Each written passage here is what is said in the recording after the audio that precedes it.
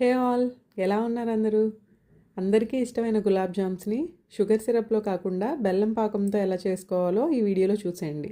దీనికోసం 1 కప్ వరకు instant gulab jam mix తీసుకొని పాలతో కానీ వాటర్తో కానీ మరీ గట్టిగా ప్రెస్ చేయకుండా ఇక్కడ చూపిస్తున్నట్టు చేతికి అంటుకునేలాగా కలుపుకోవాలి. ఇప్పుడు బెల్లం పాకం కోసం 1 కప్పు గులాబ్ జామ్ పౌడర్కి 2 కప్పుల వరకు బెల్లం వేసుకొని 1 కప్ వాటర్ వేసి బెల్లం బాగా కరిగేంత వరకు, అలాగే చేతికి కొంచెం స్టిక్కీగా అంటుకునే పాకం వచ్చేంత వరకు మరిగించుకోవాలి.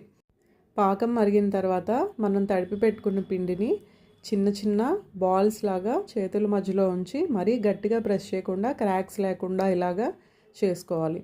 ఇప్పుడు కడాయిలో నూనె కానీ నెయ్యి కానీ వేసుకొని మీడియం ఫ్లేమ్లోనే మరిగిన తర్వాత మనం బాల్స్గా చేసి పెట్టుకున్న గులాబ్ జామ్స్ని యాడ్ చేసి మీడియం ఫ్లేమ్లోనే ఇలా కలుపుతూ గోల్డెన్ బ్రౌన్ వచ్చేంత వరకు వేయించుకొని బెల్లం పాకంలో వేసి ఒక 2 అవర్స్ లేదా 4 అవర్స్ వరకు మూత పెట్టి పక్కన ఉంచేస్తే చాలా టేస్టీగా ఉండే బెల్లం గులాబ్ జాములు రెడీ అయిపోయినట్లే. డెఫినెట్లీ ట్రై చేయండి.